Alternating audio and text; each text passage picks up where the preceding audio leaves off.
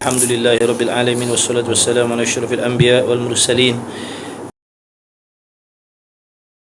wa ala alihi wa sahbihi ajma'in. Allahumma salli wa sallim ala Sayyidina Muhammad wa ala ali Sayyidina Muhammad. Subhanaka la ilma lana illa ma 'allamtana innaka antal alimul hakim. Allahumma iftah alaina hikmataka wa anshur alaina min khazaini rahmatika ya arhamar rahimin. ربنا زدنا علما وفهما يا كاشف المشكلات اكشف الحجب عن وجوه هذه المعاني حتى نطلع على خفيات هذه المسائل واحفظنا من الخطأ والضلال فأنت موفق كل أمر وأنت علام الغيوب برحمتك يا أرحم الراحمين. وهب لنا يا وهاب علما وحكمة ولرزق يا رزاق كلنا مسهلا وبالخير يا فتى فافتح لنا وبالهدى بالعلم كلنا يا عليم فضلا. اللهم علمنا ما جهلنا وذكرنا ما نسينا. اللهم اجعل أعمالنا خالصة لوجهك الكريم. وصلى الله على سيدنا محمد وعلى آله وصحبه وبارك وسلم. أما بعد. السلام عليكم ورحمة الله وبركاته. Sahabat-sahabat, teman-teman yang dikasihi oleh Allah, yang dimuliakan oleh Allah Subhanahu wa taala. Segala puji bagi Allah yang memberi taufik kepada kita pada saat ini dapat kita sama-sama bertemu kembali di dalam majlis ilmu, di dalam taman-taman syurga. Diharapkan sekalian sahabat yang mengikuti, yang hadir di sini, begitulah juga dengan kawan-kawan yang menghadiri secara online, secara on live. Mudah-mudahan kalian semua senantiasa di dalam rahmat Allah, dalam redha Allah Subhanahu wa taala. Masya-Allah. Terima kasih yang hadir, terima kasih banyak-banyaklah yang sudi ikut kelas. Mudah-mudahan ada ilmu yang bermanfaat yang dapat dikongsikan. Allahumma salli ala sayyidina Muhammad. Baik. Malam ni sambungan kitab Risalah Tauhid, kitab Risalah Tauhid. Terima kasih Ustazah yang belanja. Moga murah rezeki, dipermudahkan urusan madrasah insya-Allah. Urusan dakwah, kawan-kawan kita semuanya tak terkecuali, semuanya tak terkecuali. Doa yang sama dipohonkan untuk kalian semua yang baik hati sekalian, insan pilihan Allah sekalian. Mustahil kalian boleh hadir di dalam majlis ilmu ni sekiranya tidak dipilih oleh Allah Ta'ala. Jadi saya yakin kalian semua orang pilihan Allah. Kalian semua insan-insan yang mendapat perhatian yang khusus daripada Allah Subhanahu Wa Ta'ala. Hamba-hamba yang nak diberi kebaikan, kebajikan, hamba-hamba yang nak dibimbing oleh Allah Subhanahu Wa Ta'ala. Sabda Nabi SAW, suka kita ulang-ulang hadis tu. Barang siapa yang berjalan kepada satu jalan untuk menuntut ilmu, nescaya Allah akan mempermudahkan bagi mereka jalan-jalan untuk masuk ke syurga Allah Subhanahu Wa Taala. Jadi kalian semua adalah insya-Allah kalian semua, kita semua insya-Allah akan dipermudahkan jalan untuk masuk ke syurga Allah Subhanahu wa taala. Jadi sama-sama kita jaga niat kita, perbaiki dan perbetulkan niat kita, menetapkan hati kita di atas niat dan tujuan yang betul, yang baik. Kerana di dalam ibadat itu sendiri banyak tipu daya.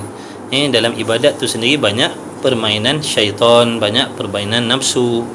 Jadi la haula wala quwwata illa billahil aliyil azim. Jadi kita minta berlindung daripada Allah, minta berlindung dengan Allah daripada kejahatan nafsu syaitan yang nak memalingkan hati kita daripada niat yang baik. Na'udzubillah min zalik. Mudah-mudahan Allah Ta'ala pelihara kita semua. Amin ya rabbal alamin. Mudah-mudahan dibukakan pintu ilmu yang bermanfaat, pintu-pintu kefahaman. Mudah-mudahan jadi asbab kita mendapat hidayah, petunjuk daripada Allah Subhanahu wa ta'ala.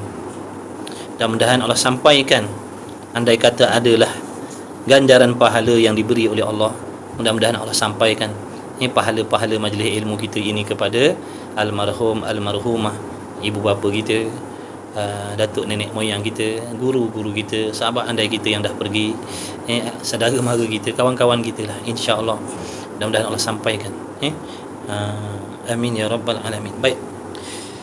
Jadi sahabat malam ni insya-Allah insya-Allah sambungan kitab Risalah Tauhid. Muka surat apa ni? Kitab Risalah Tauhid apa? 39.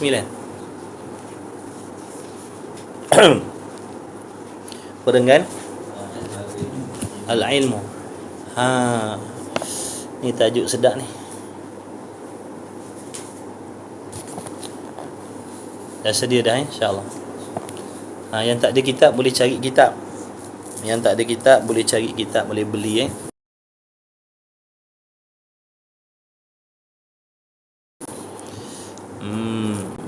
Baik. Bismillahirrahmanirrahim. Qala al-muallifu rahimahullahu ta'ala wa nafa'ana wa iyyakum bi ulumihi wa bi ulumi masyayikhina fid daraini amin ya rabbal alamin. Satu lagi, sahabat-sahabat ni, bila kalian duduk dalam majlis ilmu, sebenarnya hakikatnya seolah-olah ibu bapa kita lah yang duduk dalam majlis ilmu. Ini setiap amal kebaikan yang dibuat oleh anak-anak sampai kepada ibu bapa pahalanya. Inilah kelebihan anak-anak yang soleh, anak-anak yang solehah. Setiap amal yang dibuat, setiap perkataan yang baik, setiap tulisan yang memberi manfaat, apa sahaja amalan yang dibuat, walaupun tanpa meniatkan kepada ibu bapanya, akan dipersampaikan oleh Allah Subhanahu Wa Taala ganjaran pahalanya kepada ibu bapa kita. Jadi tak rugi selama mana pun, selama apa pun kita duduk dalam majlis ilmu, beribadat, semuanya itu sebenarnya perbuatan baik anak kepada ibu bapa. Kalau ibu bapa kita masih ada, kita tolong dia dengan bagi duit, bagi belanja. Jadi bagaimana cara untuk kita menolong, membantu, membahagiakan ibu bapa kita yang dah pergi? Iaitu dengan beramal soleh. Jadi kalau kawan-kawan, sahabat-sahabat duduk dalam majlis ilmu ni, seolah-olah ibu bapa kalian lah yang sedang duduk. Kalau kalian diberi 1000 pahala oleh Allah, maka 1000 pahala itu jugalah yang diperolehi oleh ibu bapa. Jadi tak ada istilah rugi kita duduk dalam majlis ilmu meskipun kita tak pandai. Tetap kita mendapat manfaat dengan syarat niat kita ikhlas. Dengan syarat niat kita ikhlas. Kalau niat kita tak ikhlas, tak dapatlah kelebihan tu. Ni cara-cara kita untuk buat baik dengan ibu bapa kita, belajar agama. Ibu bapa kita bahagia, ibu bapa kita seronok, ibu bapa kita mendapat manfaatnya sekarang ni juga, sampai kebaikan dan kebajikan tu kepada almarhum almarhumah ibu bapa kita yang berada di alam barzah. Orang dalam alam barzah ni dia tahu daripada mana datangnya kebaikan dan kebajikan tu. Sebab itu seandainya kita nak meniatkan pahala-pahala ibadat tadi kepada orang yang tidak ada hubung kait, tidak ada pertalian darah dengan kita, maka kata ulama itu berhajat kepada niat. Contoh kita ada kawan baik yang dah pergi, dia tak ada perhubungan tali darah dengan kita. Jadi niatkan namanya, ya Allah, seandainya amal aku ni ada pahala banyak sikit, aku niatkan kau persampaikanlah kepada sahabat aku almarhumah Pulanah bin Pulan ataupun Pulan bin Pulan. Insya-Allah, dengan izin Allah, dengan kekuasaan Allah sampai dia akan dapat kesenangannya di dalam kubur tu, dia dapat kesenangannya. Baik. Qala al-muallif rahimahullahu ta'ala wa nafa'ana wa iyyakum bi ulumihi wa bi ulumi masyayikhina fid darain amin ya rabbal alamin. Yang ke-9, sifat ilmu. Jadi malam ni nak dibicarakan, kita nak membicarakan tentang sifat ilmu Allah Ta'ala. Allah Ta'ala itu Tuhan yang wajib akal kita menghukumkan, akal kita menetapkan, akal kita memutuskan Allah Ta'ala ataupun Tuhan itu wajiblah, mestilah ia bersifat dengan ilmu. Ini namanya hukum akli, hukum akal. Akal kita menghukumkan Tuhan wajib, mesti ada ilmu. Lawan bagi ilmu apa? Jahil. Jadi sifat jahil itu sifat yang tidak layak ada pada Tuhan. Jadi mana-mana orang yang beriman kepada Allah Subhanahu Wa Taala, wajiblah mereka mengetahui bahawa sesungguhnya di antara sifat kesempurnaan yang mesti ada pada Allah, pada Tuhan, ialah ilmu. Artinya pengetahuan. Kemudian pengetahuan ni pula sifat kesempurnaan. Apa bezanya ilmu Allah dengan ilmu kita? Ni yang nak diterangkan ni. Inilah di antara faedah kita belajar ilmu sifat 20 ni, supaya kita boleh membezakan di antara sifat Allah dengan sifat makhluk, agar kita tidak jatuh kepada syirik, menyamakan Allah itu dengan sesuatu. Jadi apa perbezaan di antara ilmu Allah dengan ilmu kita? Semua orang tahu Allah Ta'ala itu Tuhan yang mengetahui. Tapi sejauh mana kefahaman kita tentang pengetahuan Allah? Sejauh mana? Apa yang kita faham tentang Allah itu mengetahui? Bagaimana ilmu Allah? Apa perbezaan pengetahuan Allah dengan pengetahuan yang ada pada kita? Jadi mesti kita boleh bezakan, wajib kita boleh membezakan. Wajib, mesti kita boleh membezakan di antara ilmu Allah dengan ilmu pengetahuan kita. Cuma sama pada sebutan. Sama pada sebutan sahaja. Kita ada ilmu, Allah juga ada ilmu. Hakikatnya tidak tak serupa. Baik, apa perbezaannya? Ni nak dibahaskan ni. Mudah-mudahan Allah memberikan kefahaman kepada kita.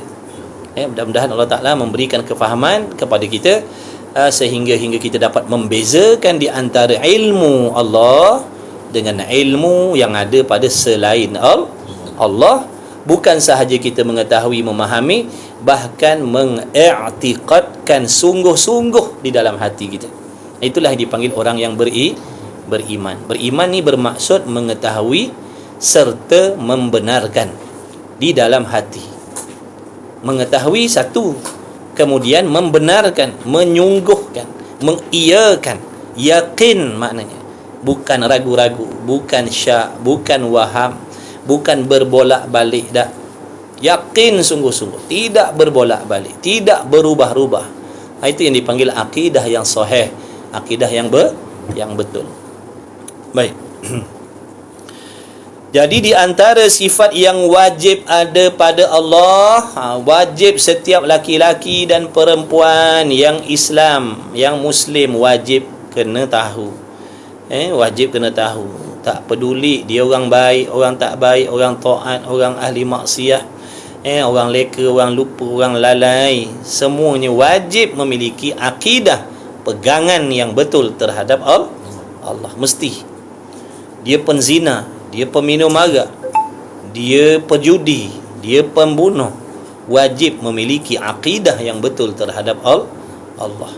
Kerana akidah yang betul inilah menentukan seseorang itu beriman ataupun tidak, ataupun menentukan seseorang itu Islam ataupun tidak di sisi Allah. Jadi faham betul-betul sahabat ni. Islam ni dia ada dua. Satunya Islam di sisi manusia, yang kedua Islam di sisi Allah. Apa maksud Islam di sisi manusia? Islam di sisi manusia ni cukup dengan mengucap syahadah. Cukup dengan mengucap syahadah la ilaha illallah ataupun asyhadu an la ilaha illallah wa asyhadu anna Muhammadur Rasulullah. Maka jadilah dia orang Islam di sisi manusia. Adapun Islam di sisi Allah bukan sekadar lidahnya mengucap dua kalimah syahadat, bahkan memiliki iman, akidah, pegangan, kepercayaan yang betul di dalam hati terhadap Allah. Barulah dia dikira orang Islam di sisi Allah. Kalau Islam di sisi manusia mudah, ucap syahadah aja jadilah Islam. Tapi Islam di sisi Allah kembali kepada akidah, kepercayaan dalam hati yang betul, bukan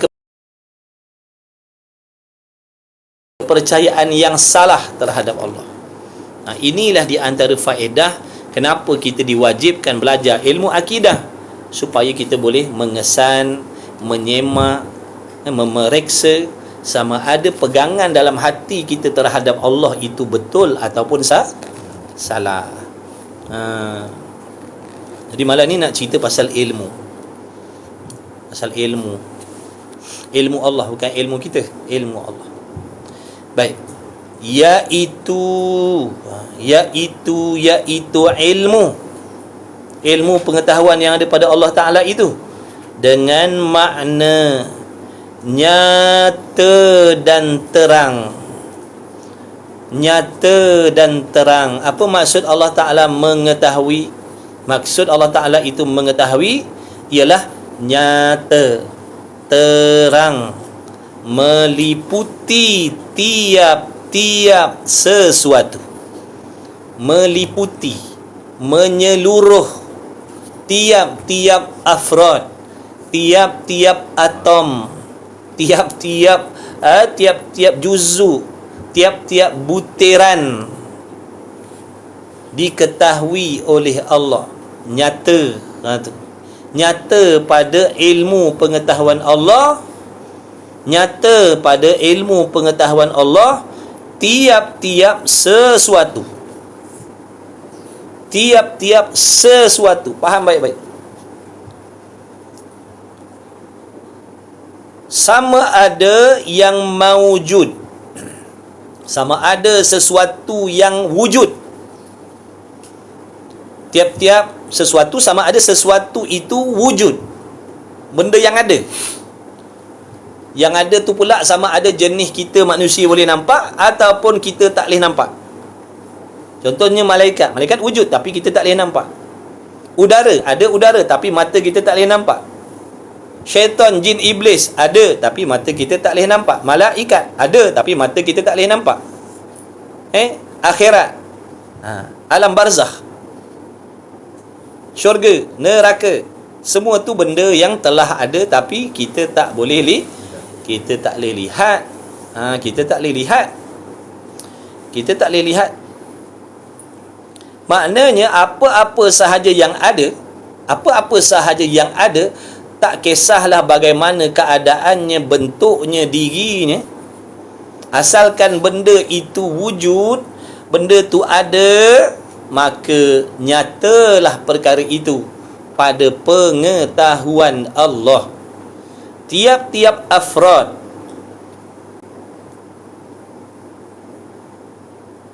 jadi bila kita memahami nanti, baru kita nampak kehebatan, kebesaran, kesempurnaan ilmu Allah. Barulah kita faham maksud maha mengetahui. Kenapa dipanggil maha mengetahui?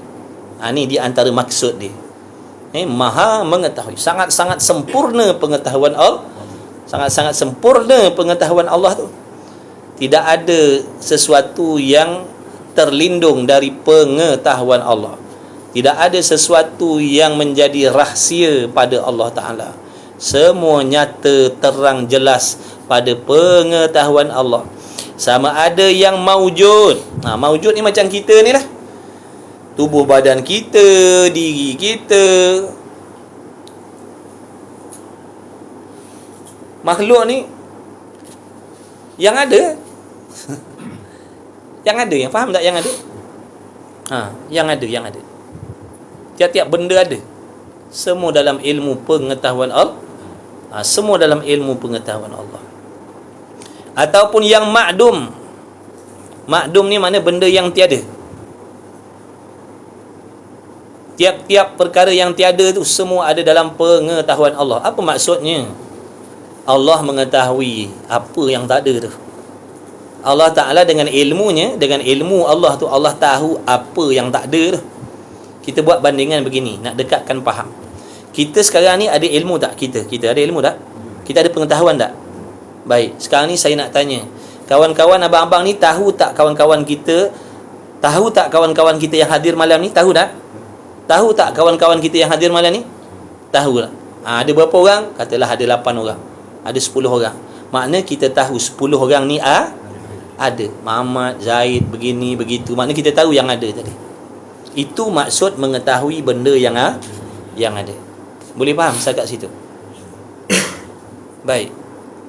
Sekarang ni, kawan-kawan abang-abang ni tahu ke tidak ada di antara kita kawan-kawan yang tiada? Tahu tak sekarang ni ada di antara kawan-kawan kita yang tiada? Tahu tak? Tahu ke tidak yang mereka itu tiada?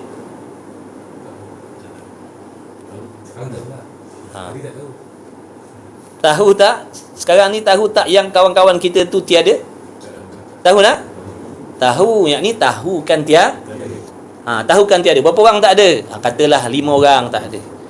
Siapa nama dia? Polan. Itu maksud mengetahui benda yang tiada. Itu maksud mengetahui benda yang tiada. Bukan maksud mengetahui benda yang tiada tu maknanya tahukan ada dah. Tahukan tiada lah. Macam sekarang ni saya tahu yang tak ada malam ni. Saya tahu yang tak ada malam ni dan saya tahu yang ada malam ni. Itu maksud mengetahui yang tiada. Jangan confuse pula. Benda tak ada macam mana pula boleh tahu? Takut nanti kan tanya macam tu. Benda tak ada, tapi macam mana boleh tahu? Kan benda tak ada, nak tahu macam mana? Bukan maksud mengetahui benda tiada tu maknanya benda tu wujud dah. Benda tak ada ni benda tak wujud. Makna tahu akan tiadanya perkara tu. Contoh sekarang kita tahu Abang Azman tak ada. Siapa lagi? Abang Azhar tak ada. Azhar ada. Abang Azmi tak ada. Siapa lagi? Dia tengok tidaklah ini tak tahu. Pak Cik tak ada.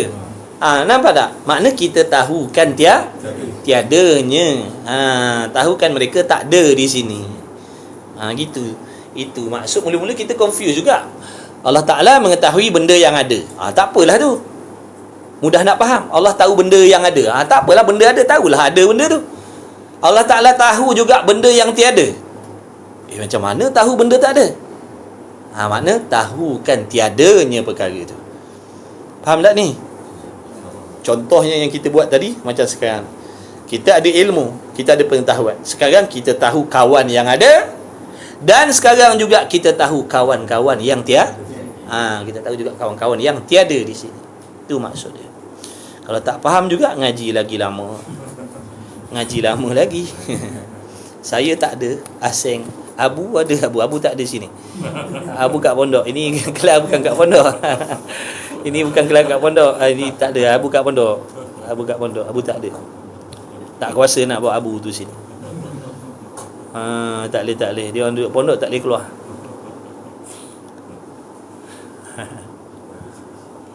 Allah.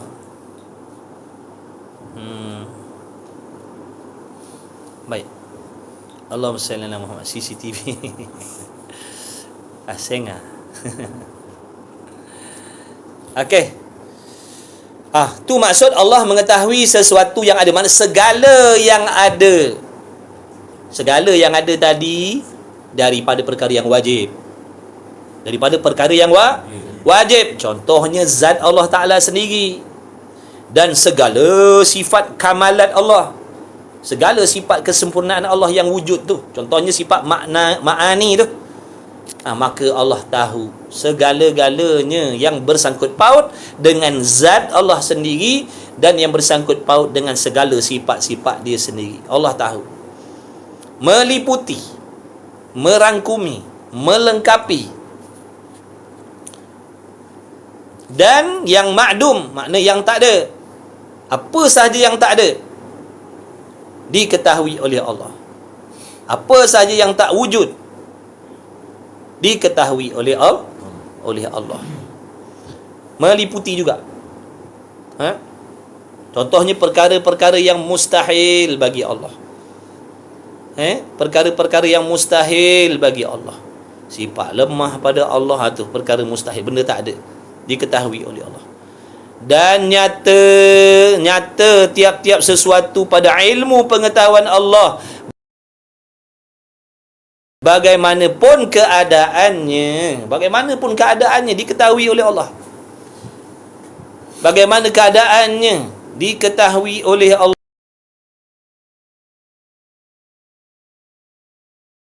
Subhanahu wa ta'ala. Meliputi. Jadi apa perbezaan di antara ilmu pengetahuan Allah dengan ilmu pengetahuan kita? Jadi mari kita buat perbandingan. Tadi mula-mula dia kata apa tadi? Ilmu Allah Ta'ala ni meliputi. Ilmu kita tidak betul ke tidak? Ilmu kita tak meliputi, walaupun kita profesor, walaupun kita doktor. Ilmu pengetahuan kita tidak meliputi segala. Ada benda yang kita tahu, ada benda yang kita tak tahu. Betul ke tidak? Kemudian apa lagi? Ilmu pengetahuan Allah terhadap sesuatu itu tadi tidak ada permulaan. Allah mengetahui tentang segala sesuatu tadi itu tidak ada permulaan. Pengetahuan Allah tentang sesuatu tidak ada permulaan. Berbeza dengan pengetahuan kita.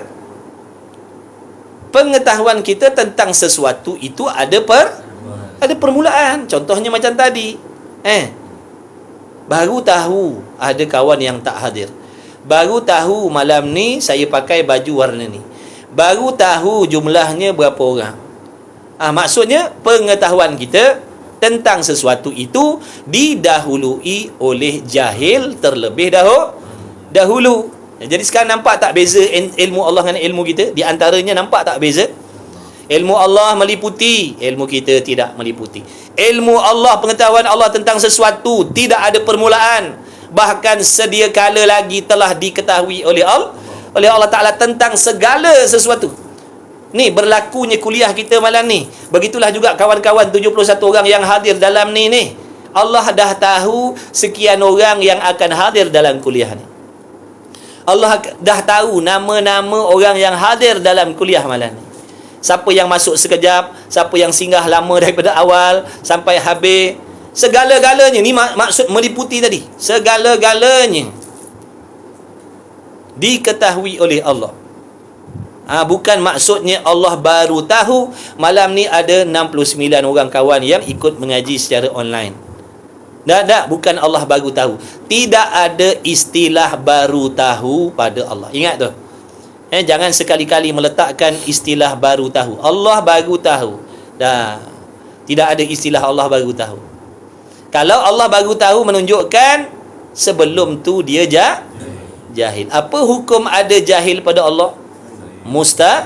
Mustahil. Akal tak boleh terima ada jahil pada zat Allah yang maha sempurna. Nampak tak tu? Jangan main-main ni, tak mengaji tak tahu ni. Tak mengaji, tak nak dengar, tak tahu ni. Malam ni boleh jadi ramai yang baru tahu. Kawan-kawan, siapa yang baru tahu? Cuba angkat tangan. Siapa yang baru tahu yang Allah Ta'ala itu ilmu pengetahuannya tidak terdahulu jahil? Siapa yang baru tahu malam ni? Selama ni dia rasa Allah baru tahu. Contoh macam malam ni kita datang, malam ni baru Allah tahu malam ni kita ada 5 orang, 8 orang, 9 orang. Jadi jangan. Baru tahu itu bukan sifat Allah. Baru tahu itu sifat makhluk. Ingat tu. Ke hati. Tak apalah, kita belajar. Kan? Sekarang ni nampak tak perbezaan, kelebihan, untungnya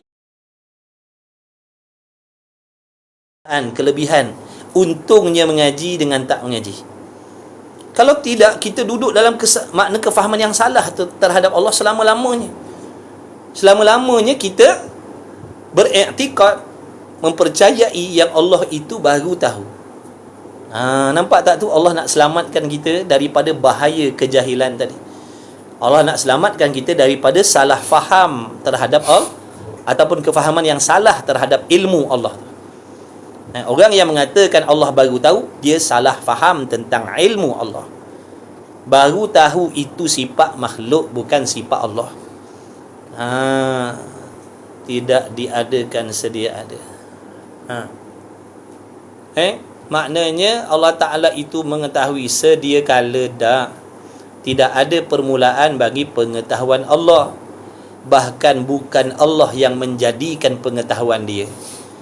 Kerana apa? Pengetahuan Allah tu bukan makhluk. Pengetahuan Allah bukan makhluk. Pengetahuan kita makhluk. Malam ni baru Allah jadikan kita tahu. Malam ni baru Allah jadikan kita faham. Ilmu kita ni baharu.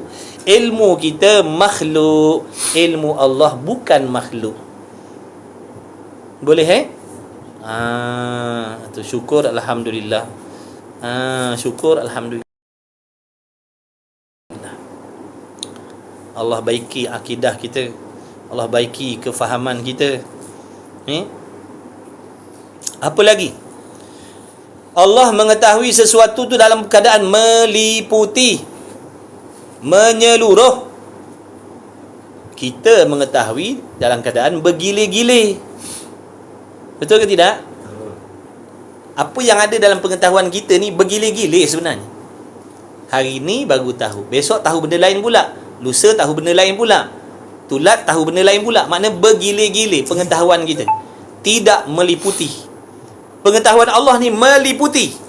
Sebab tu tadi saya kata tidak ada istilah baru tahu pada Allah. Meliputi. Contohnya dalam genggaman kita genggam pasir, kita pergi pantai, kita ambil pasir segenggam. Ada berapa jumlah butiran pasir di dalam tangan kita tu? Tiap-tiap satu itu diketahui oleh Allah. Tiap-tiap satu jumlah pasir yang ada dalam tangan kita tu telah diketahui oleh Allah sedia kala lagi. Ini nak mengelakkan kita daripada terikut fahaman yang mengatakan Allah Ta'ala itu mengetahui dalam bentuk umum sahaja. Allah tidak mengetahui secara detail. Ada fahaman yang salah, ada fahaman yang sesat macam tu. Mereka beriktikad Allah memang tahu, tapi Allah tahu dalam keadaan meliputi, dalam keadaan umum maksudnya. Secara tafsil, secara hurai, satu persatu perinci Allah tak tahu. Maksudnya begini, contoh tadi Allah tahu kan banyaknya pasir dalam tangan kita. Berapa jumlahnya Allah tak tahu. Ini pahaman salah, ini pahaman sesat. Maksudnya kalau demikian menunjukkan masih ada jahil pada Allah. Masih ada jahil pada Allah. Tahu secara umum tapi tidak tahu secara detail. Itu dah menyerupai ilmu kita. Betul tak? Kalau saya ambil pasir segenggam, saya kata, kawan-kawan, tahu tak pasir dalam tangan saya ni banyak? Tahu banyak. Berapa jumlahnya? Oh, tak tahu. Cuma tahu kan banyak saja. Jumlahnya tak. Dah. Allah Ta'ala tahu tiap-tiap butir tu. Tiap-tiap butir Allah tahu. Sejak bila Allah tahu? Sedia kala. Hari ni berapa helai rambut yang ada atas tubuh badan kita hari ni? Dah diketahui oleh Allah sedia kala lagi dah. Hari ni gugur berapa helai? Allah tahu. Besok gugur berapa helai? Allah tahu dah. Dah tahu dah. Besok siapa dengki dengan kita? Siapa khianat dengan kita? Siapa mengumpat kita? Semua tu dah ada dalam ilmu pengetahuan Allah. Sebab tu wali-waliullah dia tak risau, dia tak risau, dia tak bimbang, sebab dia yakin dah segala-galanya ada dalam ilmu Allah. Dia tak risau. Dia yakin Allah tahu setiap masalah yang dihadapi. Dia yakin Allah dah tahu dah yang hari ni dia ada masalah keuangan contoh. Dia yakin dah Allah tahu dah yang hari ni berapa bulan hari ni? 29 27. Ikutlah 27 ke 29. Dia yakin yang hari ni 27 hari bulan ni yang dia ada masalah keuangan. Dia yakin Allah dah tahu yang hari ni dia tak ada duit sedia kala lagi. Allah tahu dah. Hari ni ada orang mengumpat kita, Allah tahu dah. Ada orang dengki khianat pada kita hari ni, Allah dah tahu sedia kala. Kemudian yang dah tahu tadi siapa? Allah. Allah tu bagaimana sifat dia? Maha pengasih, maha penyayang, maha adil, tidak bersifat zalim. Sifat kasihnya lebih daripada kasih sayang ibu kepada anak lagi. Kemudian dia maha berkuasa memberi sesuatu. Sebab itu orang yang arif, yang mengenal Tuhan sungguh-sungguh tu bukan sekadar memahami di kitab, bahkan dia beramal dengan kefahaman dia tentang Allah tadi. Hatinya tenang, hatinya tak kalut, hatinya tak keluh kesah. Sebab wa kafa billahi alima, kata dia. Memadalah bagi aku, Allah dah tak. Cukuplah bagi aku, Allah tahu dah. Allah akan uruskan. Aku nak kena sabar je. Sebab yang tahu masalah aku ni Tuhan yang bersifat dengan maha pengasih, maha penyayang, maha pemurah dan sebagainya. Inilah faedah daripada mengenal Allah tadi. Faedah daripada kefahaman. Bila faham ilmu Allah begitu, jadi hamba tu tadi dia tak jadi keluh kesah. Kita ni, kita ada seorang kawan baik. Dia orang kaya, dia jutawan, dia bilioner. Dia sayang dengan kita, dia kasih dengan kita, dia sangat baik dengan kita, dia sangat rapat dengan kita. Kalau seandainya dia tu tahu yang kita ni ada masalah, agak-agak dia nak duduk diam tak? Kawan kita tadi tu dahlah kaya raya, pemurah, jutawan, dia tak bakhil, memang dia rendah diri, memang dia orang baik lah. Kalau dia tahu kita ada masalah, agak-agak dia nak biar tak? Dia takkan biarkan kita. Pasti dia akan tolong. Cuma cepat atau lambat dia akan tolong. Tapi itu makhluk. Kasih sayang daripada kita tak sama seperti kasih sayang Allah. Faham tak? Maknanya kalau masalah kita ni dah diketahui oleh yang maha pengasih, maha penyayang, maha kaya, maha pemurah, maknanya sepatutnya tak ada benda yang perlu tak perlu dirisaukan. Kita ni risau sebab apa? Hati kita tu diganggu oleh was-was diganggu oleh was-was syaitan. Syaitan duk bisik begini, meragu-ragukan kita. Syaitan pula kempen begini. Ini yang membuatkan hati kita resah, gelisah, menggelabah. Seolah-olah macam Tuhan tak. Adakah Tuhan tak tahu? Dia tahu. Sebab tu dia tak kalut. Mereka tak kalut macam kita. Kita ni kalut. Seolah-olah macam Allah tak tahu masalah kita. Seolah-olah macam Allah tak tahu yang kita ni ada masalah. Macam Allah tak tahu isteri kita bermasalah. Macam orang tak tahu yang suami kita bermasalah. Macam Allah tak tahu yang anak-anak kita ada masalah. Macam Allah tak tahu yang kita ni ada berapa ramai tanggungan di bawah kita. Ini yang kita jadi kalut. Betul tak? Orang yang tadi tu hasil daripada mengenal Allah tu yang jadikan dia tenang. Dia tenang. Faedah daripada dikenal tadi tu. Faedah daripada dia memahami Allah tu. Ini kita belajar amalan ni, kita hanya faham.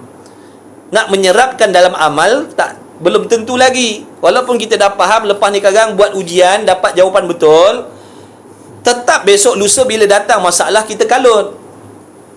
Maknanya kefahaman kita tadi tentang Allah, tentang ilmu Allah tadi belum dapat diserapkan dalam amal ibadat kita lagi. Jadi yang kita nak, pengetahuan ni dapat diserapkan. Kalau sebelum kita faham, sebelum kita tahu, kita kalut. Selepas daripada kita faham, kita jadi tenang. Maksudnya ilmu tu dah memberi manfaat pada diri dia. Dia tak kalut dah. Sebab apa? Dapat ambil faedah daripada apa yang dia dah belajar. Jadi apa pun kita doalah pada Allah, mudah-mudahan Allah bagi kita manfaat. Risau orang berdengki dengan kita. Allah tak tahu ke ada orang dengki dengan kita? Tahu. Dah Allah nak duduk diam?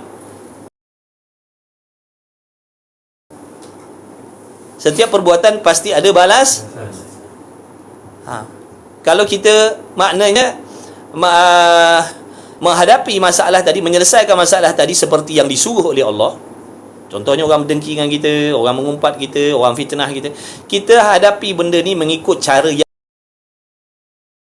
yang disuruh oleh Allah. Dah tentulah kita akan dapat keselamatan, kebaikan. Bukan Allah tak tahu, ada yang orang tak senang dengan kita, ada yang cakap tak elok belakang kita. Bukan Allah tak tahu, Allah dah tahu dah sedia kala. Nak cerita tadi tu meliputi, jadi tak payah risau. Sepatutnya lah ni cakap je ni, kita pun tak beramal juga. Kita pun risau juga. Cerita je, cakap je. Patutnya tak perlu sepatutnya tak perlu risau lah. Nak risau apa? Yang tahu masalah kita ni yang Maha Pengasih, Maha Penyayang, Maha berkuasa, yang dah tahu masalah yang ada dalam hidup kita sebelum kita wujud lagi. Allah dah tahu dah masalah kita.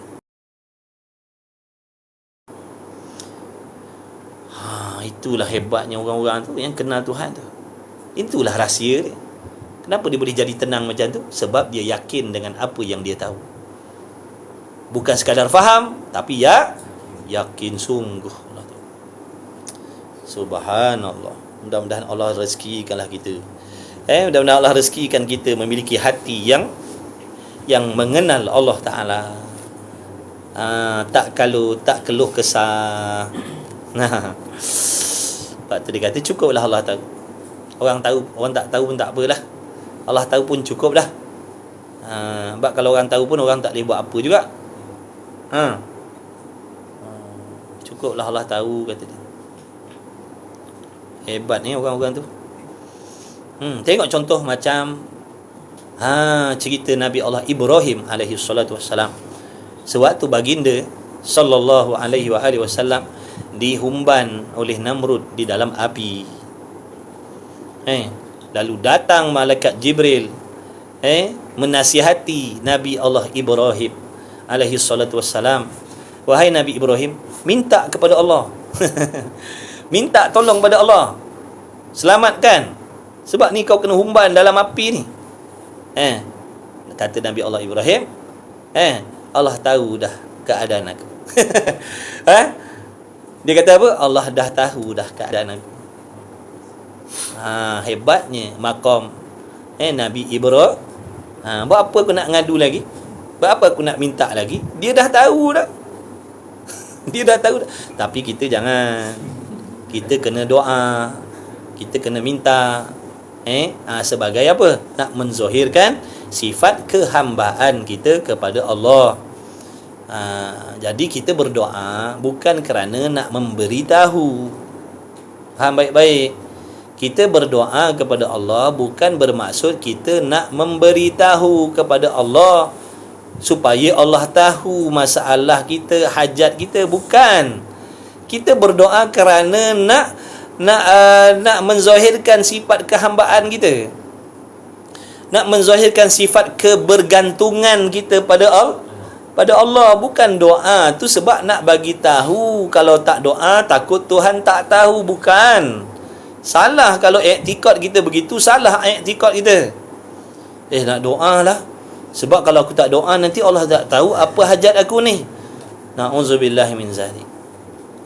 Allah tahu dah ni hati kita ni. Dalam hati kita sekarang ni ada apa impian, ada apa harapan.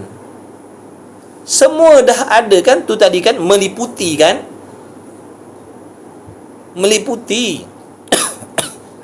Jadi di antara adab berdoa, di antara adab waktu berdoa, waktu kita tadah tangan doa tu, mestilah dalam hati kita meminta dalam keadaan hati kita yakin apa yang kita nak minta ni sebenarnya telah diatur oleh Allah dan telah diketahui oleh Allah sedia kala lagi. Bukan nak mengajar Tuhan, bukan. Kita berdoa bukan bermaksud mengajar Tuhan. Faham baik-baik? Kita doa bukan nak mengajar Tuhan, bukan. Kita doa kerana nak menzahirkan sifat kekurangan kita, sifat kelemahan kita. Sebab tu orang yang tak suka berdoa ni orang yang dikatakan sombong, dalam keadaan tidak memiliki segala sesuatu tapi sombong nak minta kepada Allah.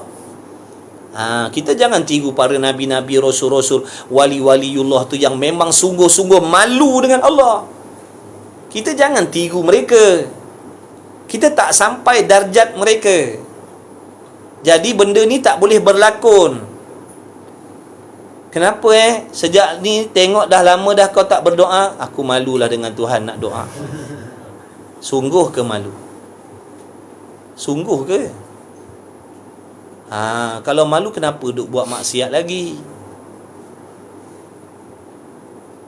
Jadi jangan tertipu. Doa itu ibadat. Berdoa dapat pahala. Kita berdoa bukan nak mengajar Tuhan. Kita berdoa bukan nak memberitahu Tuhan apa hajat kita. Dah segala-galanya telah diketahui oleh Allah. Jadi waktu kita berdoa wajib kita yakin apa yang kita nak minta ni semuanya telah ada di dalam pengetahuan Allah. Bahkan Allah lah yang mengkehendaki kita berdoa. Allah lah yang menentukan kita berdoa. Setiap perkataan, untayan perkataan yang kita lantunkan dalam doa kita itu telah diatur oleh Allah. Bukankah dia mentadbir semua? Kita dah belajar bab iradat kan? Tidak berlaku sesuatu perkara melainkan perkara itu telah dikehendaki oleh Allah. Makna kena ingat ni semuanya daripada Allah. Mujur Allah pilih aku berdoa. Aku berdoa ni kerana nak menzahirkan sifat kebergantungan aku pada Allah. Inilah tanda-tanda yang aku ni hina. Inilah tanda-tanda yang aku ni tak ada apa-apa. Inilah tanda-tanda Allah tu maha sempurna. Iftiqaru ilaihi ma siwahu. Berkehendak, bergantung, berhajat segala sesuatu kepada Allah. Dan wajib kita beriktikad waktu kita doa tu, yakin setiap doa kita pasti dikabul oleh Allah. Wajib sangka begitu. Jangan sambil-sambil kita doa, ini boleh jadi Tuhan tak terima ni, ini boleh jadi Tuhan tak bagi. Maknanya kita telah bersangka buruk dengan Allah. Jangan sangka buruk dengan Allah. Sangka baik, wajib sangka baik dengan Allah. Cuma Allah Ta'ala akan bagi tadi dalam keadaan yang Allah Ta'ala nak lah. Bukan Allah Ta'ala bagi dalam mengikut apa yang kita nak. Allah akan bagi mengikut kehendak Allah. Contoh, kita minta kaya, tapi Allah nak bagi kita sihat. Sebab sihat tu lebih bermanfaat untuk kita di sisi Allah daripada banyak duit. Kita minta kaya, Allah tak bagi kaya duit, Allah bagi kaya kefahaman agama. Nampak tak? Jadi jangan kita minta mana A, kita harap-harap Allah akan bagi sebiji A dah. Bukan begitu. Allah pasti akan membalas dengan yang terlebih baik daripada apa yang kita minta. Itu adab berdoa. Adab berdoa. Jadi jangan kita ni berdoa, doa ni ibadat. Meskipun kalau contohlah kalau Allah tak kabulkan pun kita dah beribadat, dapat pahala dah berdoa dah. Jangan kita kata kita tak nak doa sebab malulah dengan Tuhan. Betul ke kita ni dah masuk tahap peringkat memang betul-betul malu dengan Allah? Ya ke? Dia tak boleh buat main-main, dia tak boleh buat tiru-tiru. Tak boleh buat tiru-tiru. Tak boleh buat tiru-tiru. Hati-hati, tipu daya setan tu halus. Contohnya kita tertipu dengan setan. Konon-kononnya kita tak nak berdoa sebab kita malu. Berapa lama dah kita tak berdoa dengan Allah? Berapa banyak dah pahala berdoa kita dah rugi?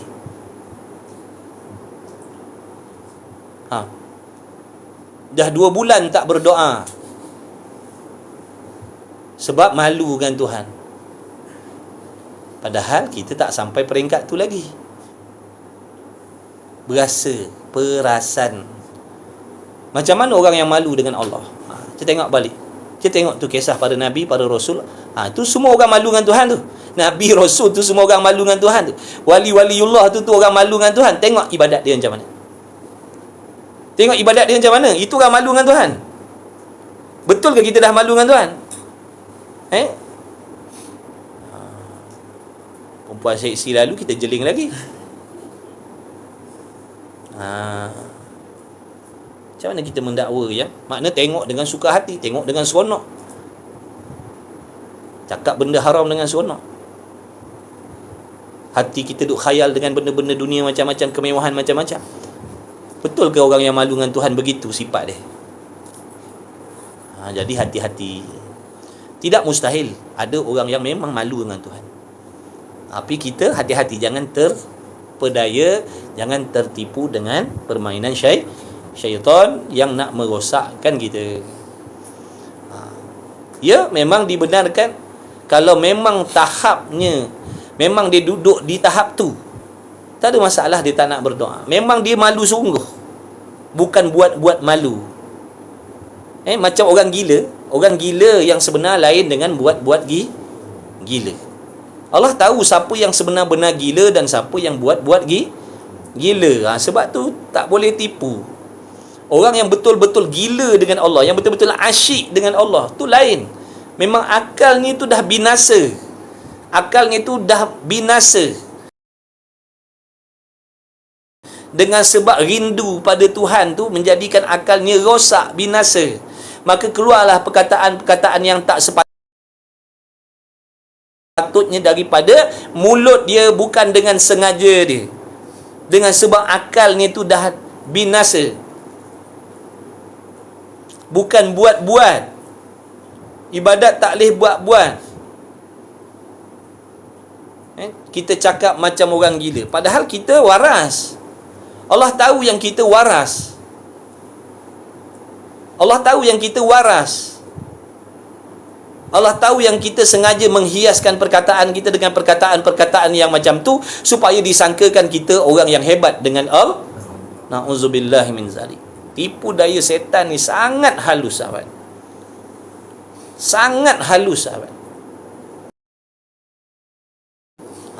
Jadi kita orang awam ni ikutlah cara orang awam.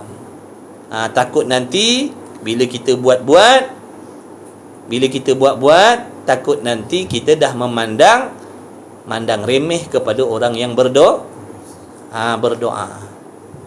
Ni orang-orang yang tak malu dengan Tuhan.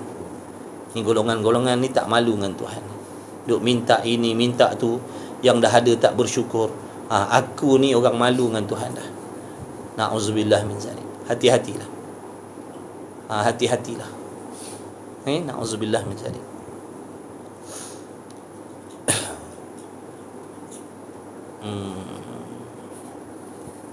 Kalau sampai martabatnya sungguh, tak apa. Yang salahnya buat itu salah. Yang buat tu salah. Kalau betul, silakan. Memang ada wali-wali yang tak berdoa sebab memang malu dengan Tuhan. Dia selalu menangis dengan Tuhan. Kita ketawa banyak. Kita ketawa banyak dengan Tuhan. Macam mana kita kata kita dah malu dengan Tuhan? Tak ada sifat-sifat orang malu dengan Tuhan tu, tak ada lagi pada diri kita. Mereka banyak menangis, banyak menyesal.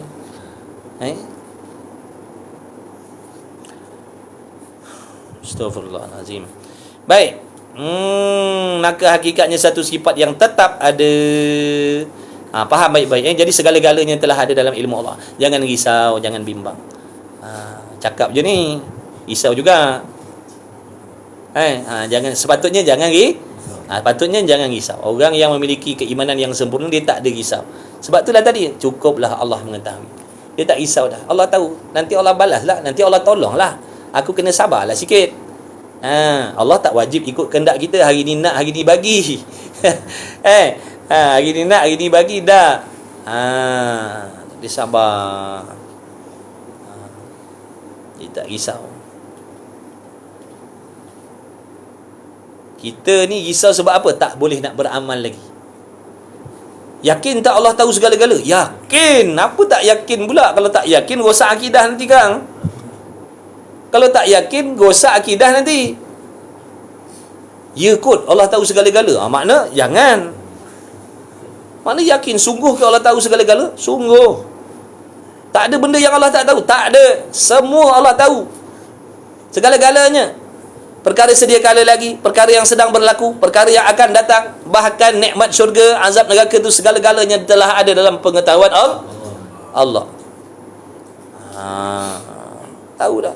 Tapi kenapa kita masih lagi? Sebab tahap keimanan kita tu, tahap keyakinan kita tu berbeza. Ada iman yang tebal, ada iman yang nipis, begitu.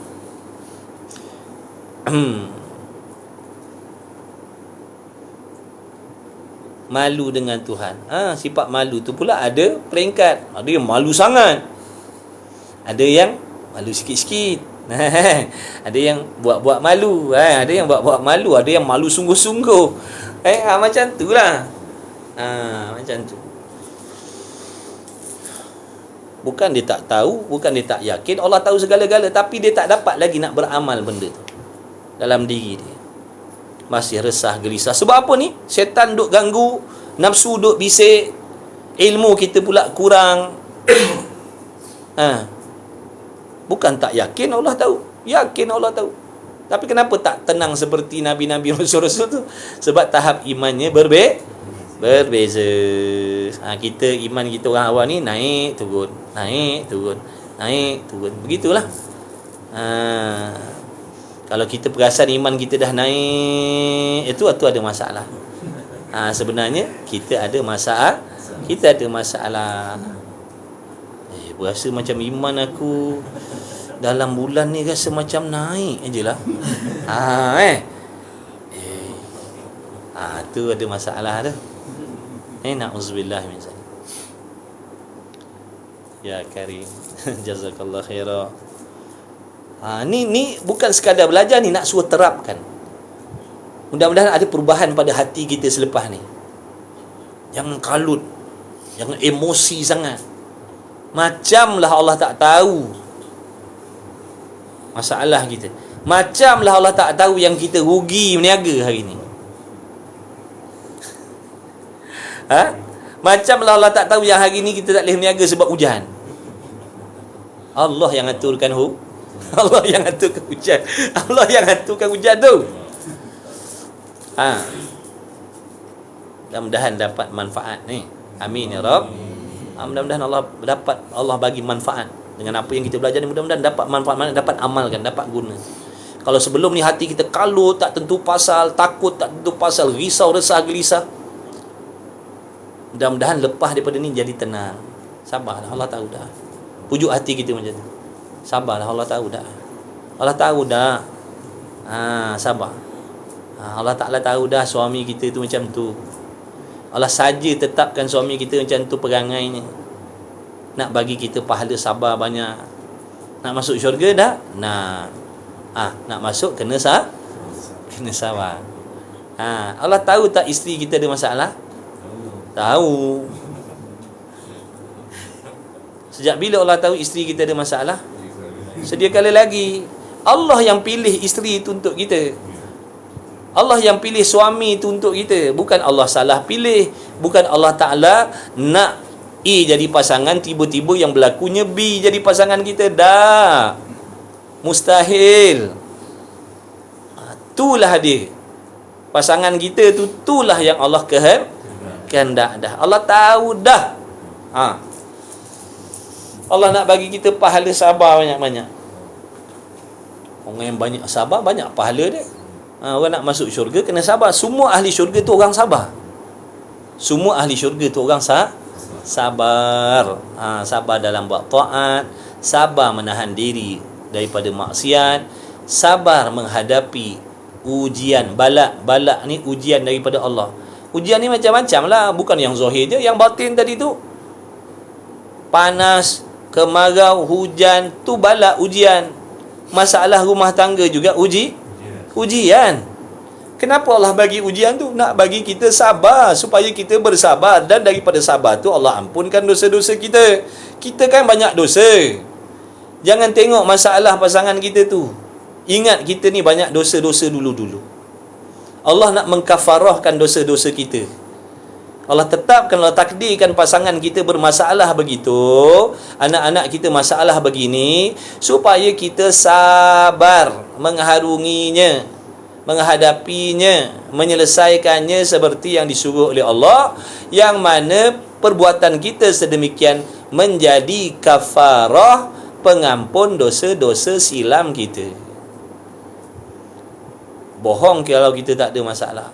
Bohong kalau kita tak ada maksiat dulu-dulu. Betul tak? Jadi di antara cara Allah nak cuci dosa kita, itulah tadi Allah jadikan pasangan kita bermasalah. Jadi bila pasangan kita masalah, jangan ingat dosa dia, ingat dosa kita. Aku punya dosa.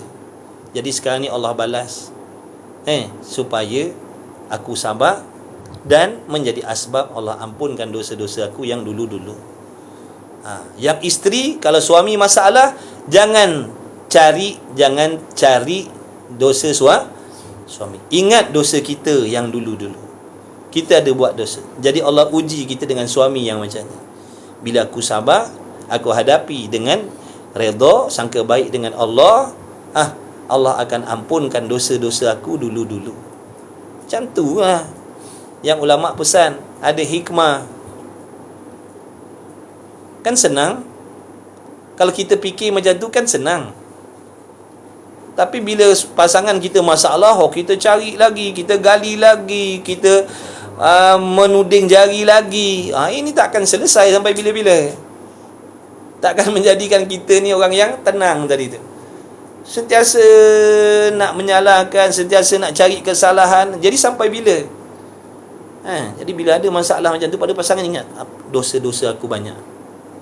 Aku banyak dosa. Jadi kok mana pun aku kena sabar redha, sebab ni di antara cara Allah nak ampunkan dosa-dosa aku. Boleh? InsyaAllah. InsyaAllah. Cakapnya mudah. Nak hadapinya payah.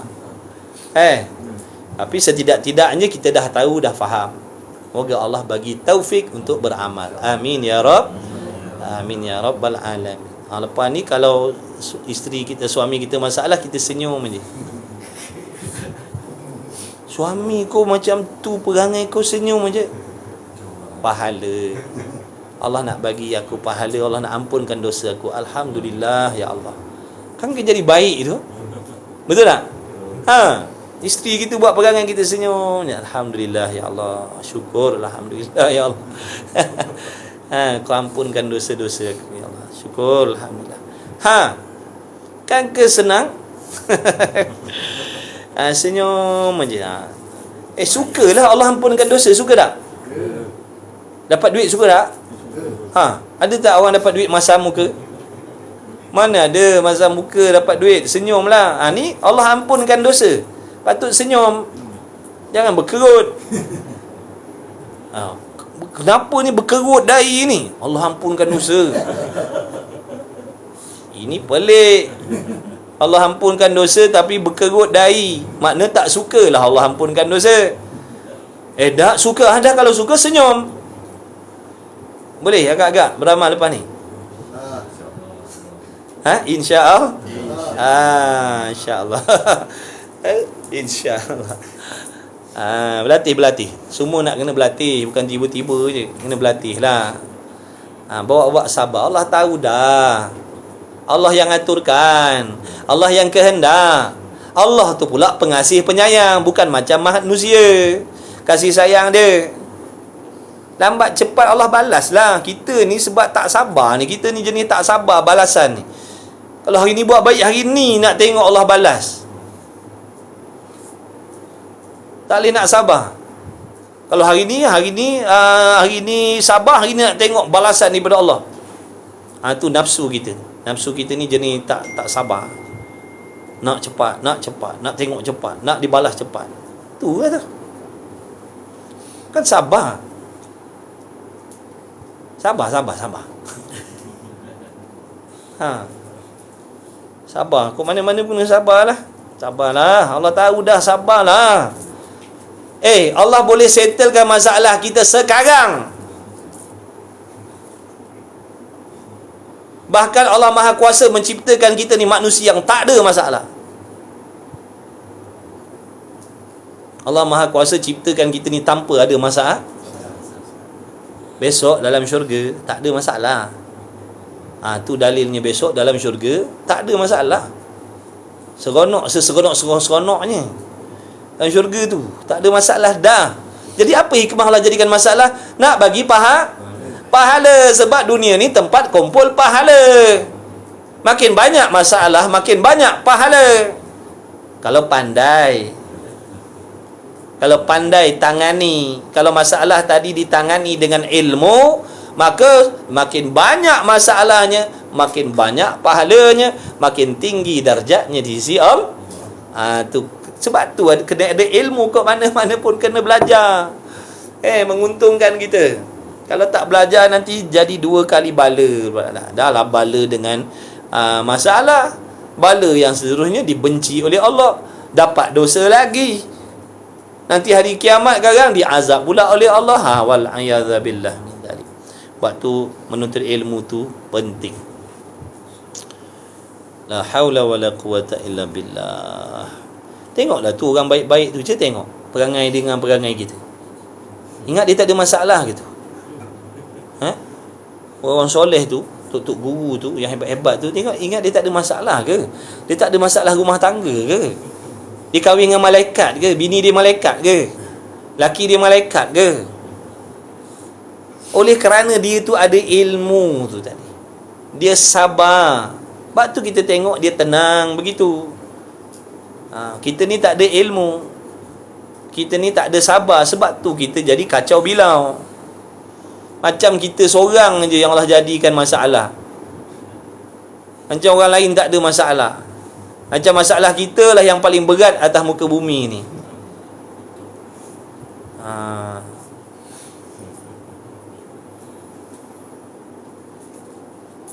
Allah tak tahu. Ni kan belajar tentang pengetahuan Allah ni. Inilah masalah kita. Macamlah Allah tak tahu. Macamlah Allah tak tahu yang kita nak pakai banyak duit, yang anak kita ramai. Allah tahu dah. Sangka baik dengan Allah. Allah yang uruskan selama ni. Siapa yang uruskan rezeki kita selama ni, yang kita hidup berapa puluh tahun ni, selama ni siapa yang uruskan rezeki kita? Dah. Kalau dah puluh tahun Allah yang uruskan rezeki kita, besok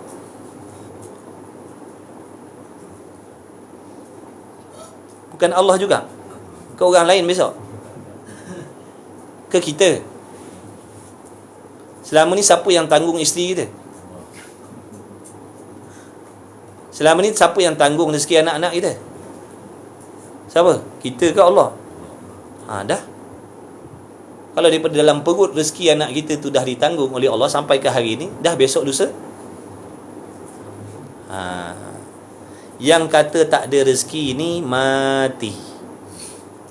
Tu tak ada rezeki. Mati. Sebab apa mati? Sebab dah habis rezeki. Peruntukan rezeki yang Allah kehendak sedia kala lagi tu dah sampai tahap. Sebab tu bila Allah kehendak orang tu rezekinya banyak tu, sampai masa matilah dia. Selagi hidup ada rezeki, cuma banyak ataupun sedikit. Kita ni salah faham. Bila sebut rezeki je mewah. Rezeki je mewah. Rezeki je kaya. Tu kepala otak kita. Tak adalah benda lain. Bila sebut murah rezeki, kaya. Rezeki tu macam-macam lah. Rezeki je duit, rezeki je kaya. Itu yang kita tanamkan dalam kepala otak kita, dalam hati kita. Taat rezeki, taufik rezeki, ilmu rezeki, selamat rezeki, sehat rezeki. Hari ni kita tak mudarat pun hari ni. Tak ada jatuh sakit pun, tak belaga pun, tak ada orang langgar kita pun hari ni. Selamat je kita, anak bini kita. Bukankah tu rezeki? Dah. Duit je rezeki.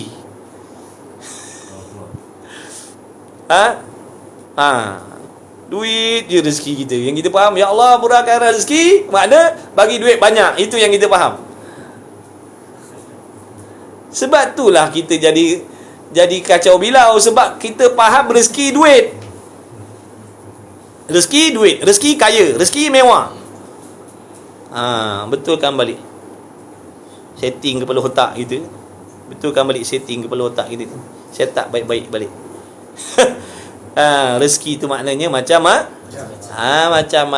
Ada kala sihat, kadang-kadang taufik, dapat buat ibadat. Dia tak banyak duit, tapi kaya taufik. Baru pagi sampai ke malam beribadat. Ringan tubuh badannya beribadat. Ringan mulutnya bertasbih, bersalawat daripada pagi sampai ke malam. Belah ribu bersalawat. Rezeki daripada Allah. Kita duit kocek penuh, sekali pun tak ada salawat.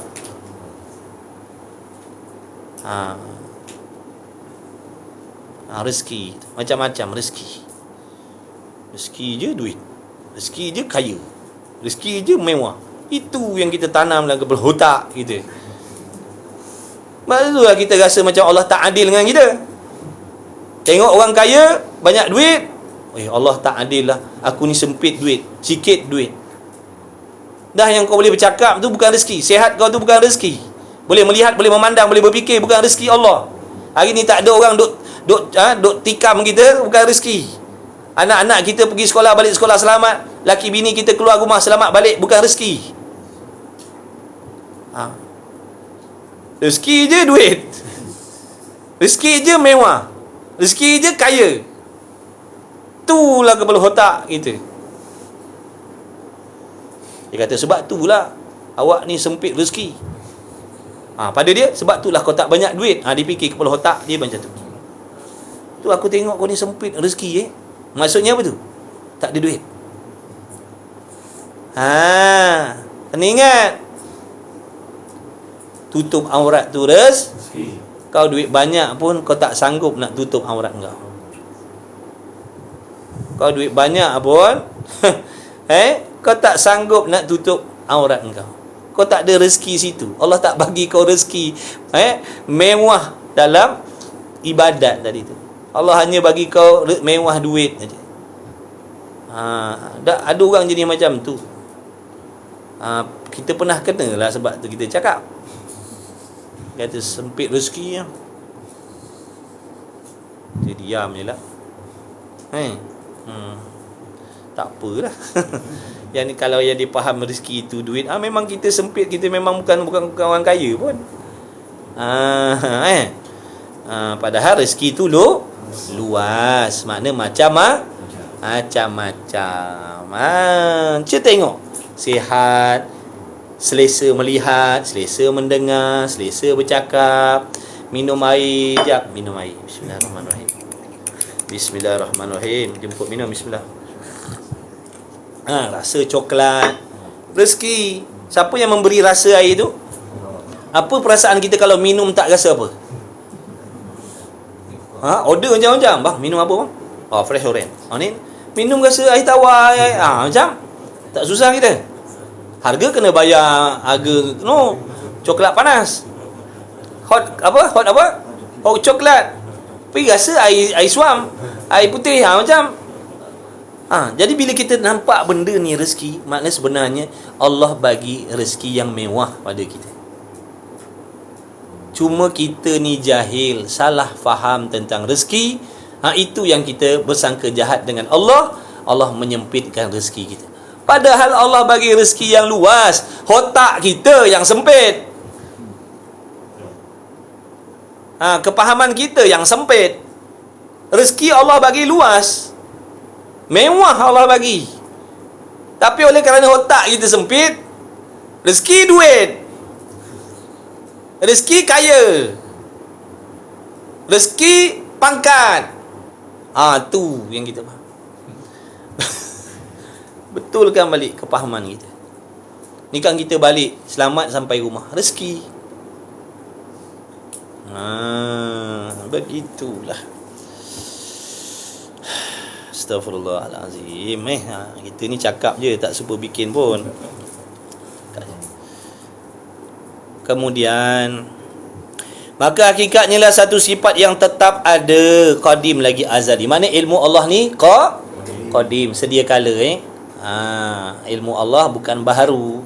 Ilmu Allah qadim. Ilmu kita baharu. Berdiri pada zat Allah. Dengan ilmu, jaga dia tu. Dengan dia makna dengan sifat ilmu. Terang dan nyata pada segala yang wajib. Yakni yang wajib, zat dan sifatnya Allah. Makna Allah Ta'ala sendiri maha mengetahui tentang hakikat zatnya dan hakikat segala sifat-sifat dia. Dan pada yang mustahil, mana nyata terang jelas pada ilmu Allah terhadap perkara yang mustahil. Ada berapa banyak perkara yang mustahil bagi Allah? Ada berapa banyak perkara mustahil bagi Allah? Tidak terhingga. Sebab perkara mustahil itu lawan bagi yang wajib bagi Allah. Ada berapa banyak sifat kesempurnaan Allah? Tidak terhingga. Makna sifat kesempurnaan ni sifat yang wajib. Makna sifat yang wajib bagi Allah tidak terhingga. Bukan 20. 20 ni yang wajib kita belajar. Yang wajib kena tahu. Adapun hakikat sifat kesempurnaan Allah tak terhingga. Bila sifat kesempurnaan Allah yang wajib bagi Allah tak terhingga, maka lawan bagi sifat yang wajib tadi, yang dipanggil mustahil juga tidak jadi Allah mengetahui tentang segala perkara yang mustahil itu. Tadi dah mengetahuikan tak adanya sifat, mengetahuikan tidak sungguhnya perkara itu pada Allah. Yakni contohnya, yakni ni contoh benda mustahil. Syarikul bari, sekutu Tuhan maksudnya. Jangan letak nama anak pula. Dia kata sedap nama Syarikul Bari.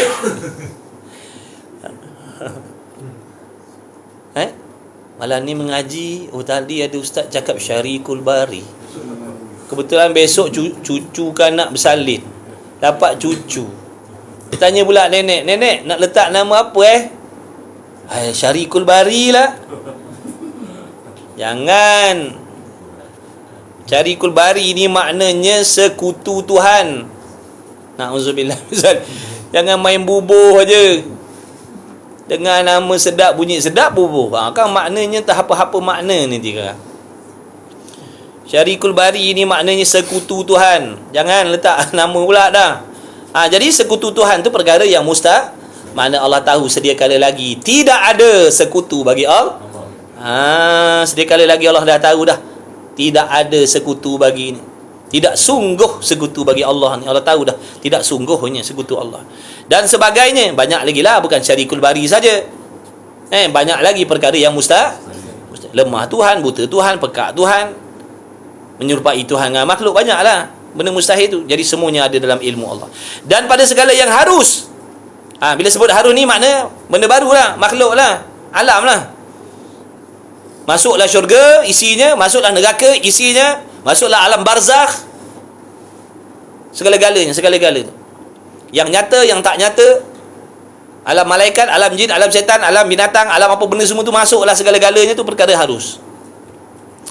Dan pada segala yang harus yang belum wujudnya. Sekarang ni, setakat ni, apa lagi benda yang belum ada? Apa lagi benda yang belum berlaku sekarang ni? Setakat ni, apa lagi benda yang belum berlaku? Semuanya dalam ilmu Allah. Apa yang dah berlaku, semuanya dah ada dalam ilmu Allah sedia kala lagi. Apa yang akan binasa besok? Siapa yang mati besok?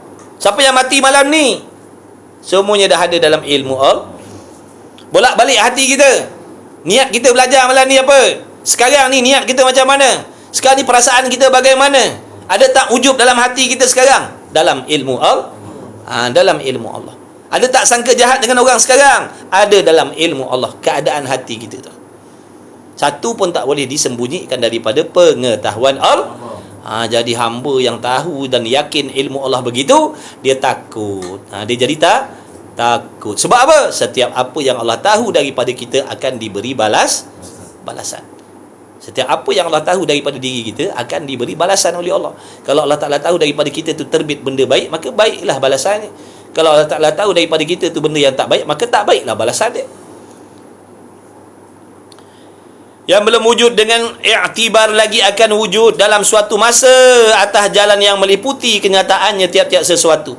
Maknanya tentang makhluk yang dah ada, tentang makhluk yang sedang ada, tentang makhluk yang dah binasa, tentang makhluk yang akan binasa, tentang makhluk yang akan dijadikan. Segala-galanya tu telah ada dalam pengetahuan Allah sejak sedia kala lagi. Bukan bila benda tu berlaku Allah baru tahu. Bukan.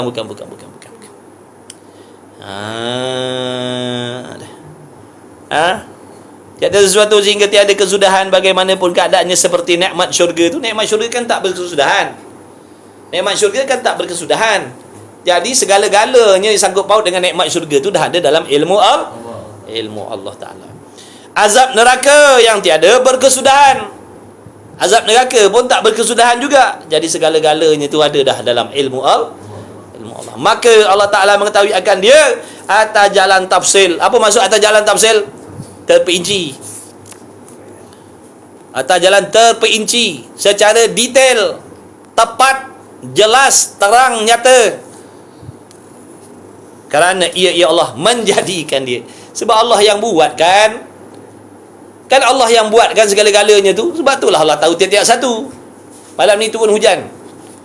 Berapa biji hujan? Berapa kalau kita belajar sains, apa namanya? Molekul-molekul air.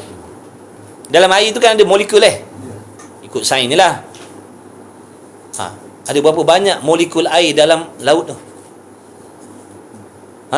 Ada berapa banyak molekul air dalam air laut tu? Dalam pengetahuan Allah satu persatu. Pengetahuannya maha dahsyat. Maha dahsyat pengetahuan Allah tu. Satu persatu. Mana mata kita melirik dalam pengetahuan Allah. Mata kita ni dia pandang kat mana? Dalam pengetahuan Allah. Hari ni mata kita pandang apa? Berhenti kat mana? Berhenti kat mana? Berhenti kat mana? Dalam ilmu Allah. Mana kita nak lari? Sebab tu kita kena banyak taubat, banyak minta ampun dengan Allah. Kena banyak minta ampun dengan Allah.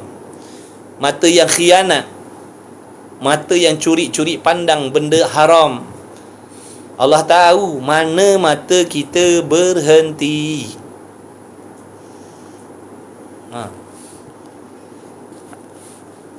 Itulah hebat ilmu Allah. Mana nak lari?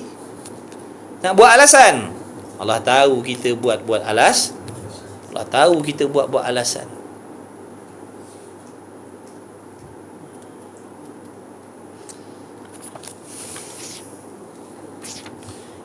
Sebab Allah yang jadikan semua tu. Dan berlaku semua tu dengan kehendak Allah. Apa yang Allah kehendak tu semua muafakat dengan ilmu Allah. Semua muafakat dengan. Kerana takluk ilmu Tuhan pada azali itu mengikut bagi segala maklumat, yakni yang diketahui, dengan makna bersetuju dan muafakat dengan ilmu dan maklum, kerana yang harus yang lagi akan diadakan itu sabit di dalam ilmu Tuhan, hanya belum diadakan lagi. Bagaimana firman Allah Ta'ala, alimul ghaib la ya'zubu anhu mithqalu dzarratin fis samawati wala fil ardi wala asgharu min dzalika wala akbaru illa fi kitabim mubin. Semuanya dah ada dalam ilmu Allah. Setiap apa yang lagi akan berlaku sekarang ni, detik sekarang ni bawa ke depan, detik sekarang ni bawa ke depan, semuanya ada dalam ilmu Allah. Ilmu Allah. Detik ni bawa ke belakang. Detik ni bawa ke belakang sampai sedia kala tu, semuanya dalam ilmu Allah. Sejak bila? Sedia kala lagi. Subhanallah. Hebatlah. Sebab tu kata maha mengetahui. Baru kita faham maksud maha mengetahui tu. Kalau pengetahuan macam kita ni bukan maha mengetahui, ni murah nama dia. Murah mengetahui, bukan maha mengetahui. Sebab tu jangan berani-berani condemn, komplain hukum hakam Allah tu. Allah meletakkan hukum terhadap sesuatu yang dah ada dalam ilmu dia. Bukan Allah baru tahu perangai manusia begitu. Yang nak komplain, condemn Quran, condemn hukum Tuhan. Kau ingat Tuhan baru tahu ke? Kau ingat Tuhan baru tahu ke perangai manusia begini? Perangai setan begitu? Kau ingat Tuhan baru tahu ke? Yang kau kata tak logik, tak relevan tu, kau ingat Tuhan baru tahu ke? Sebab itulah suruh kenal Tuhan. Jangan kita ingat ilmu Tuhan macam ilmu kita. Kalau yang empunya Quran tu profesor, doktor, boleh condemn, boleh komplain, boleh kritik, sebab dia memiliki ilmu yang tak sempurna. Ini Tuhan ke tak percaya Tuhan? Ke ragu-ragu dengan Tuhan? Ke ragu-ragu dengan kesempurnaan ilmu Allah? Yang macam-macam komplain, condemn tu.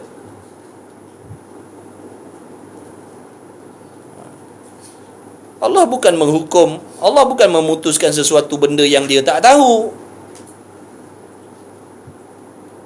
Segala-gala dah ada dalam ilmu Allah. Nampak tadi, sehingga kan nikmat syurga yang tak putus-putus tu pun dah ada dalam ilmu Allah. Ini kan kita makhluk ni.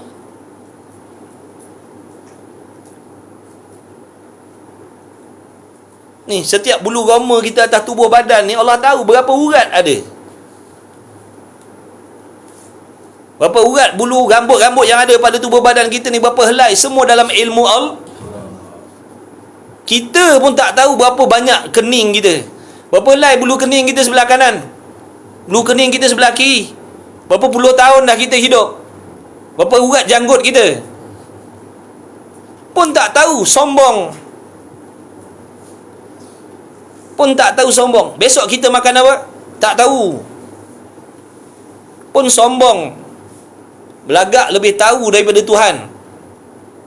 Macam kita lebih tahu daripada Tuhan. Sedangkan besok apa kita makan, apa yang masuk dalam perut kita pun kita tak tahu.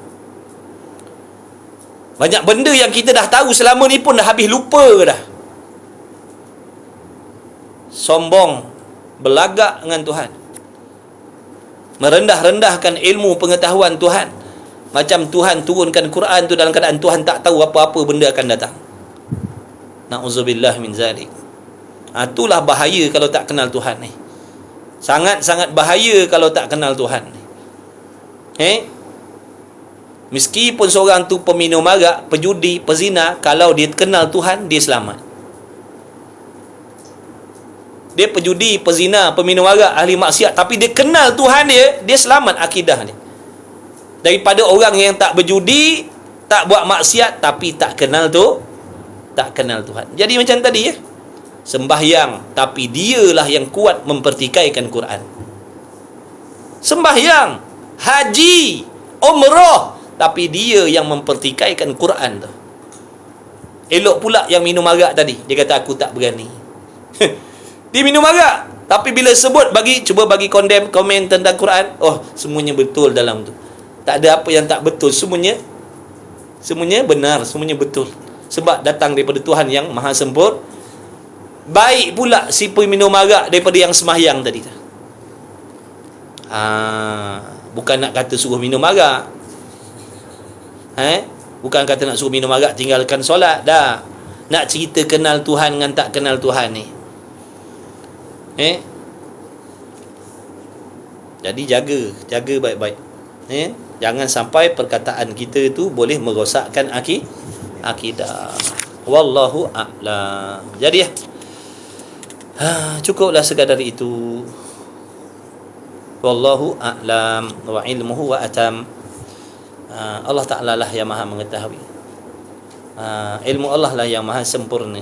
Ilmu kita tak sempurna. Alhamdulillah. Segala puji bagi Allah Subhanahu Wa Ta'ala yang memilih kita semua diberi taufik boleh hadir majlis ilmu daripada awal hingga akhir.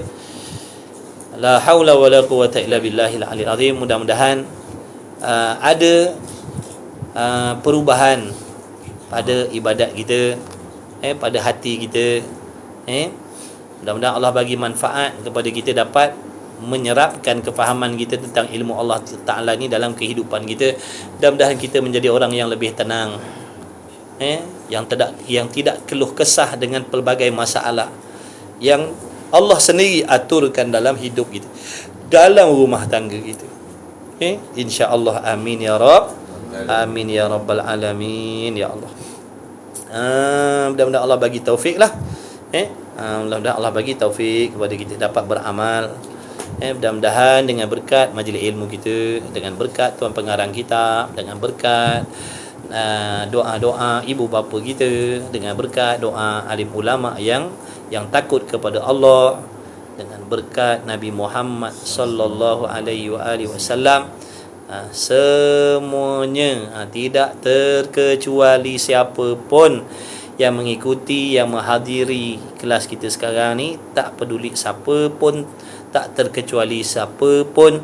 Mudah-mudahan kita senantiasa diberi taufik hidayah oleh Allah termasuklah anak isteri kita, keturunan kita sampai kiamat.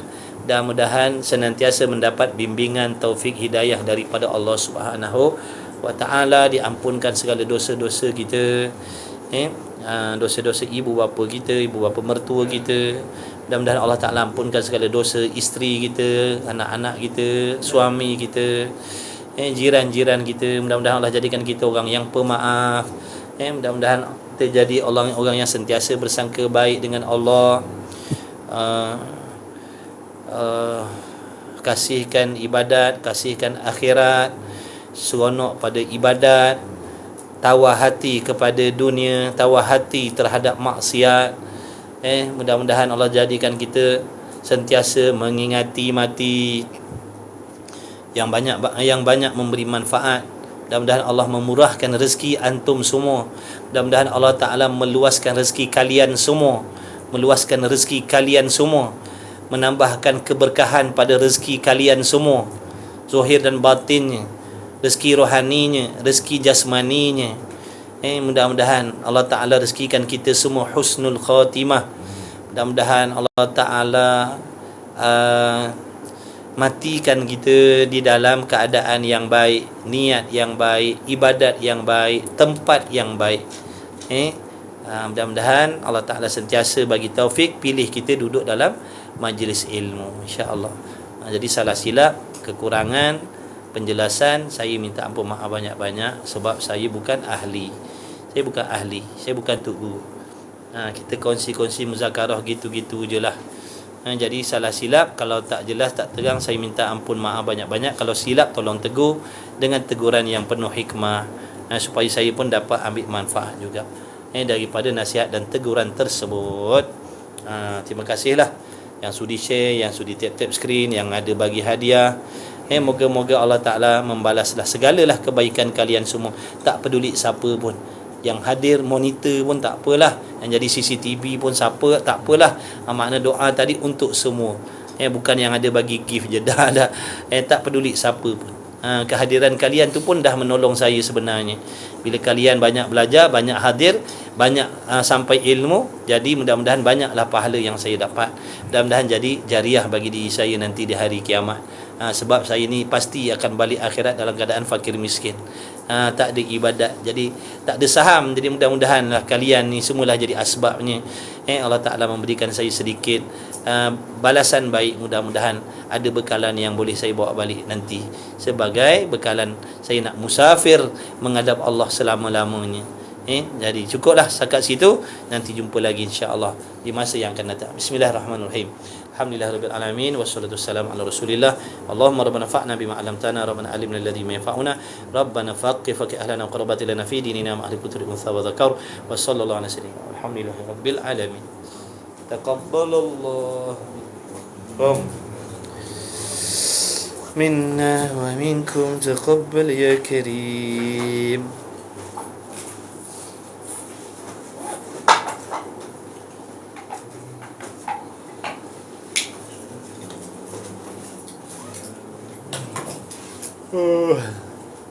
Jangan jadi Ustaz, jangan jadi abang Tesla. Apa pula masalah abang Tesla tu? Doakan yang baik-baik insya-Allah. Doakan yang baik-baik. Semua manusia ada kelemahan, ada kesilapan. Mudah-mudahan Allah bagi taufik kita semua berhijrah kepada yang lebih baik.